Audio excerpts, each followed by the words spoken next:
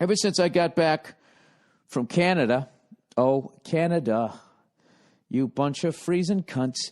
I just got back from there. And I kind of realized that when I go on the road with the fellas, we act like we're on some sort of bachelor party. I don't know what it is, minus the fucking who is. Everything else, we basically, we booze and we smoke cigars and that thing. And it's just, it takes a lot out of me. And I got a bunch of shit I got to do, so I kind of need to be clear-headed as opposed to the usual. Usually when I got nothing going on in my life, I mean, I can fucking, I can have a few, right? I can wake up the next morning like, Jesus Christ, go get some fucking eggs or something, right? I can be in that mindset, but as of right now, I can't. So I have not done anything. I haven't done shit. I haven't drank. I haven't smoked. I'm eating pretty good. I'm even laying off the internet porn. I mean, it's just fucking over. I actually got this Time magazine that was about internet porn and how it's like fucking people up, especially like kids, when they first, like, just the shit. Who's kidding who? The shit you can see on the fucking internet. I can't believe nobody stepped in. I'm not saying somebody should step in, but I got to tell you, if they knew what the fuck the internet was going to be whenever Al Gore was inventing it back in the 80s, I never said that. I said that I was involved in the email chain, whatever the fuck he said. That fucking guy. Remember when his campaign was over? Remember when he was dancing around and all sweaty and all that shit? He just looked like he was so fucking relieved that it was over. What a thing to go through, running for president. I just saw a clip of Hillary Clinton. I have not been paying attention at all, but Jesus Christ, what the fuck happened to her? She looks like Earl fucking Weaver. She looks like Earl Weaver. She was doing something, right? She was standing in some black church, right? Baptist church, I'm going to assume. I don't think it was a Jewish synagogue there, whatever the fuck they could, temple. She was in this green suit. She's just like yelling, the shit she was going to do. That's the only time a politician goes near the black community is when they're running. They swing by the church. They make a whole bunch of promises. And then they get in the fucking limo and they go, let's get the fuck out of here. Right? Fuck out of Dodge. Then they go over, they do a town meeting, talk to all the lunch pail Louis, right? Then if there's even those people left in this country, if you fucking make anything, and they get over there and they roll up their sleeves. That's when they're talking to the working man. They take off their sport coat and they roll up their sleeves. Like they're going to build something rather than just go out there and say the exact same bullshit they just said in the Baptist church with more of a fucking lunch pail swing to it, right? And the whole fucking thing. It's just gross. I don't know how anybody sits there and watch that shit. But the latest thing that I've become fascinated with is I completely leave whatever the fuck I was just talking about. I'll come back to it, the clean living thing. Who wants to listen about clean living? It's the most boring shit ever. Anyways, I've become fascinated with how super rich people avoid paying taxes. It's fucking fascinating. It's one of those things, it's like you got to respect it on a certain level. It's the brilliance of it. And then there's a certain level of balls that takes because you're fucking with your freedom. Anytime you're fucking with taxes, you know what I mean? Fucking with the government. Anytime you're doing that, I mean, what is that? I don't know what the fuck. Is that a federal thing? I guess if you're not paying your federal income tax, yeah, Bill, that would probably be a federal crime. I don't know. I always hear you got to cross state borders. Do you have to not pay taxes and then leave your state before it becomes federal? I don't know. I don't know these things. But anyways, just the balls that it takes and the, I don't know. I don't like people physically hurting other people, that type of crime. But when there's something like robbing banks or tax evasion or even a good old-fashioned fucking scam, if there's an amazing level of thought behind it, on some level you got to respect it, I think. You know what I mean? I remember a long time ago there was some fucking guy, he figured out how to rob parking meters. And they were allegedly, it was impossible to do. So this guy figured out how to fucking do it. It's amazing. And he did this shit. This is back in like the 80s or some shit. This guy figured out how to do it. So it was way, way, way easier to not have everybody breathing down your fucking throat. You know, people be having eggs watching you fucking robbing a parking meter. They didn't have a fucking smartphone on them. They just be sitting there going, look at this fucking guy just... Is that guy robbing a parking meter? Holy shit! The fucking guy just robbed the parking. Did you see that? Anybody see that? That was it. That's all that fucking happened. Rather than some douche sitting there filming you and you're arrested before you even get home. Right? And then the fucking local newscasters, they always got to do some sort of fucking bad pun. You know what I mean? I'll tell you, this guy's life, his freedom is now going to change. You know, they do that. Somehow they get away with that in like fucking newspapers. Like they can have the biggest fucking puns ever and everybody thinks it's great. You know? I don't know. I can't even think of one right now, but whatever. You know, you sit at home and you think about it. You sit at your fucking cubicle instead of doing your goddamn work. You think of one. So anyways, this fucking guy figured out how to do this shit. And, of course, the parking meter guards were beside themselves. You know what I mean? It was like one of those sci-fi movies. Or like the Titanic movie. Like, not even God can sink it. That's what they were like. Not even God could get the fucking quarters out of this meter. This meter, right? They were talking all kinds of shit. So this fucking guy figured out how to do it. And you're thinking like, all right, whatever, man. What the fuck are you going to do with that? Well, dude, there's fucking meters all over the city. So this guy, anytime he wanted a drink, if he wanted a fucking sandwich, dude, he had it perfect. It was like his own ATM machine before ATM machines. He'd just walk up, bing, bang, boom. He had a sack of fucking quarters. You go down to the bank. You go, hey, can I get one of some of them rolly fucking things there? Right? Yeah, sure. They don't give a shit. Nobody gave a fuck back then. Nobody was paying attention. They were trying to pay attention, but not to that type of shit. So this guy would roll the fucking quarters. You know, rolls enough quarters. Next thing you know, he gets himself out. How the fuck would you get all those quarters down to a car dealership? I have no fucking idea. Although I talked to some drug dealers about how they fucking, or a guy who knew drug dealers. Let's be honest here, Bill. Let's not act like that news guy saying that you were in the war and then you were in a chopper or some shit next to the chopper and you didn't really fucking see it. Okay, you took a fucking helicopter tour one time. You weren't even in Iraq. Whatever the fuck he said. I don't pay attention to shit. So anyways, I was talking to this guy, and basically how back in the day when drug dealers were still driving around in flashy cars, because from what I heard nowadays, they don't even want to attract that level of attention. How it used to be was any cash deal that was over 10 grand had to be fucking reported. So what these drug dealers would do was they would go out and they'd buy a car worth $9 grand for cash, and then they drive it around for like a fucking week, and then they trade it in for a car worth 16 grand. Maybe get 7 for theirs, and then they throw another fucking 9 at the other car. Now they got a $16,000 car. You drive around for a little bit, you fucking trade it in on a $23,000 car. They give you whatever, and so on and so forth. Until you trade your way all the way up to whatever fucking car you wanted. I just look at that shit. It's like, I mean, that's not the deepest thing, but that's the way my brain would work. I'd be like, well, I guess I got to drive a piece of shit then. What's the point of dealing drugs? Right? Or I'd just say, fuck it. I'm buying a Ferrari and I'm going to drive it until they catch me fucking 3 weeks later. By the way, the Ferrari I like is the Ferrari California. That's the old man one. The fucking GT, the Grand Touring one, right? I don't need to ride around in some Batmobile.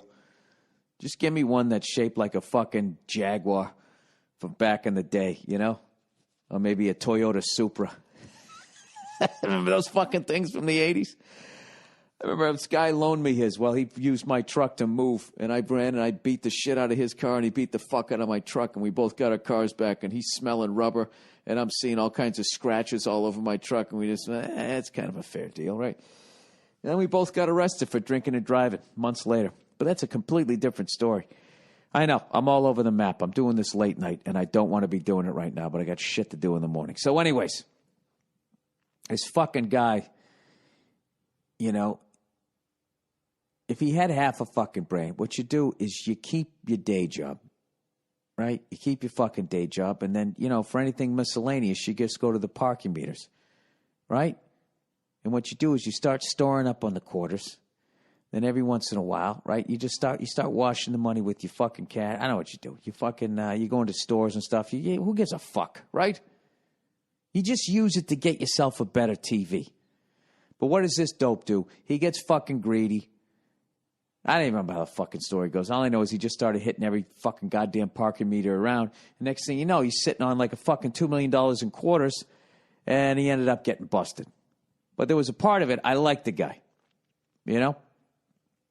So anyways, this gets me to the super rich on how, all of that shit about the Panama Papers and all that type of stuff. I was talking to another friend of mine who's a fucking lawyer. And I was like, how does that work? Like, how do you get your money out of the country? And then once it's out of the country, how do you make sure nobody steals it? Like what happened to Johnny Depp's character in Blow. And then once you have it out of the country, how do you get it back in without just getting taxed all over again or busted? And he said, basically, this is it. He broke the whole fucking thing down, all right? Or as far as I know, he broke an aspect of it down. I know all you guys are sitting there right now going, oh, Jesus, he's going to try to explain. I am. I'm going to try to explain some shit that was just explained to me, and I don't really know what the fuck I'm talking about. So let's get rid of one myth right out of the gate. I remember a long time ago, a friend of mine had a fucking landscaping business, and he already had a truck, and he went out and he bought this giant fucking, one of those things with the dual wheels on the back and this fucking giant bed. It looked like you put cattle in it, right? And I was like, holy fuck, man, how much does that thing cost? And, it's like the 80s. It cost like $25,000, which was a lot of fucking money back then, right? For a truck, It's like $10,000 more than you pay. I think $25,000-$30,000 or some shit, right? I was like, holy shit, man, you can afford that? And he was like, yeah, it's a write-off. That's what a lot of dopes say. And it is a write-off. But what they think is that they can write $30,000 off of their taxes. What you can't. What you can do is you can write off. It's a write-off as far as that $30,000 that you just spent on that truck is untaxable. All right? It's sitting in whatever. You made that money. You made $30,000. If it's just sitting there and you don't put it back into play as far as reinvesting into your business, the government will tax you at the end of the year, on that $30,000. And let's say you're in like a fucking, 20% tax bracket, that you'd have to give the government fucking $6,000. Right? That's it. So morons think, oh, I get to write 30 in the end of the year. If I owed $40,000 in taxes and I bought a $30,000 truck, I get to take $30,000 off of my taxes. You wouldn't. You'd just be able to knock off $6,000. Right? You're not even knocking it off. You're just not getting taxed on that. Does that make sense? Probably doesn't, because I explained it. So anyways, when you have your own business, what you're trying to do is you're trying to come up with as many fucking write-offs as you possibly can. Many expenses, everything you possibly can to lower your basic, whatever your income as far as what is going to be taxable. So say you made fucking $100,000, all right? You grossed $100,000. The net is what you're left with after your expenses. You try to fucking come up with as many goddamn expenses as you can to get that $100,000 as far down as zero as possible.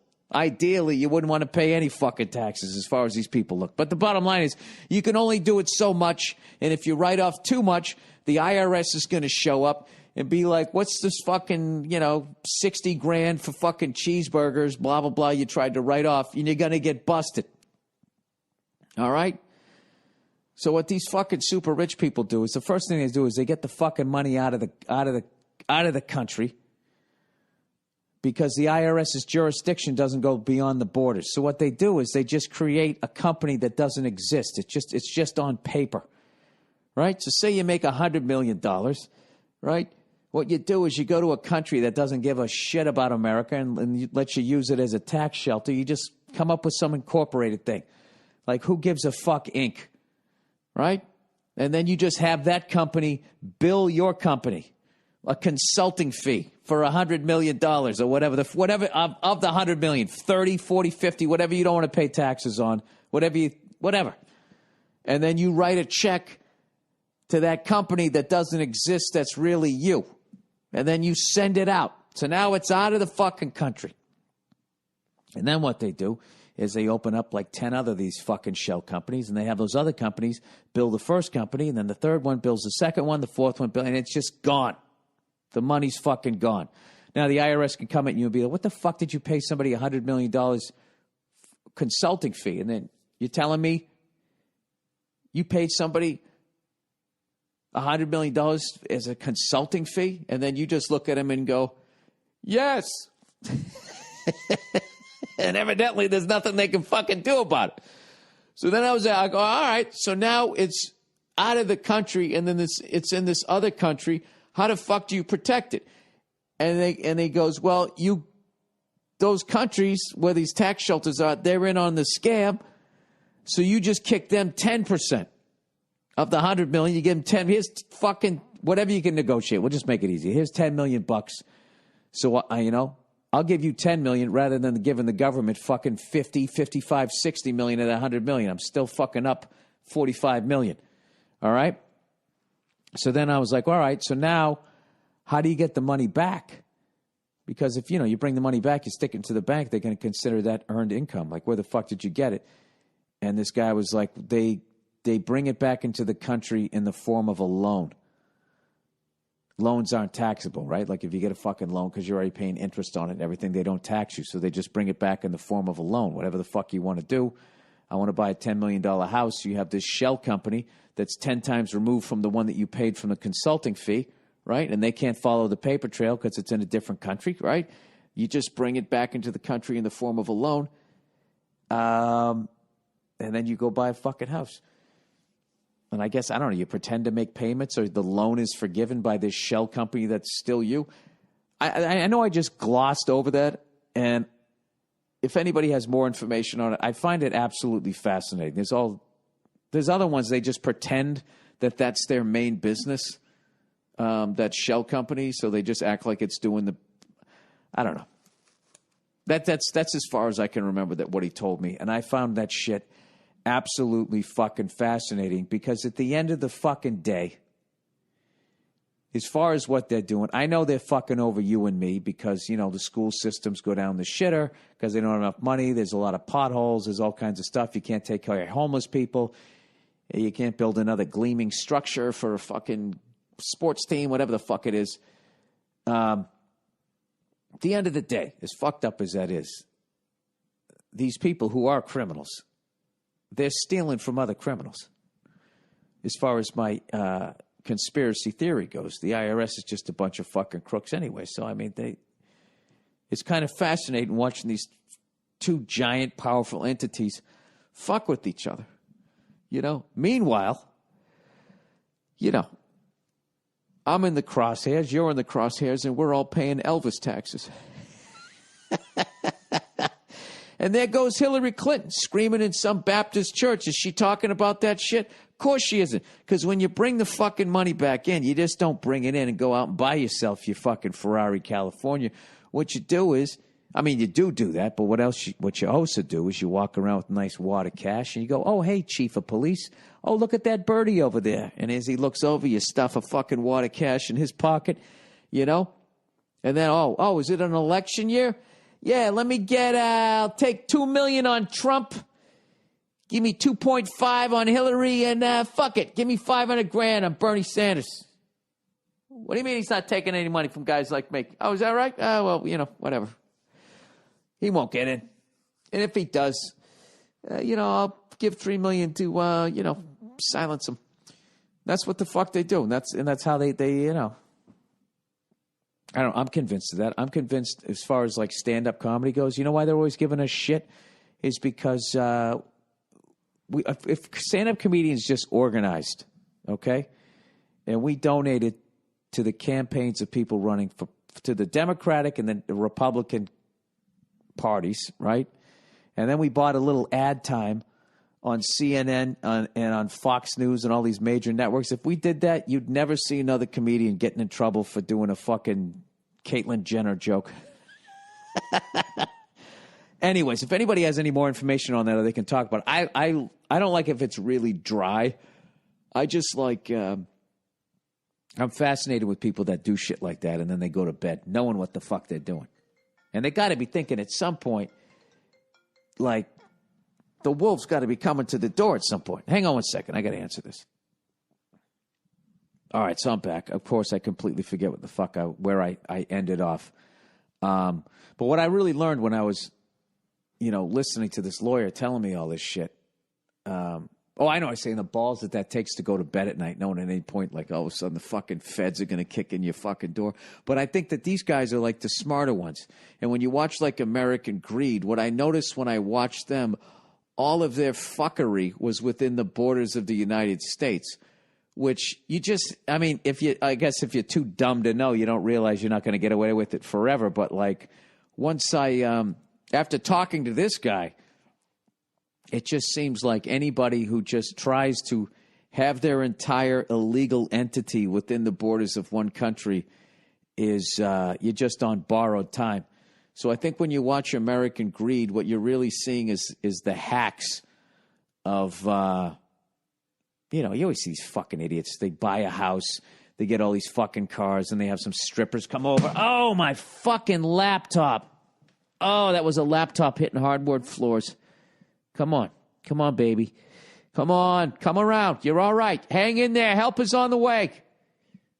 Fuck. Oh, you fucking motherfucker. Steve Jobs is laughing somewhere right now. He's laughing at me because I got to give him money, and he also knows there's going to be another little kid's got to put it together. All right, it's saved. It's saved. So anyways, let's read a little bit of fucking ad shit here before my screen goes dark. Hang on a second. I find that shit. I find all that stuff fucking amazing. It's really, really interesting. If you just remove yourself from it, the humanity of it or whatever, and all the people that it's affecting and kids not getting better school books and shit, if you just look at the fucking game that's going on, it's really fucking interesting.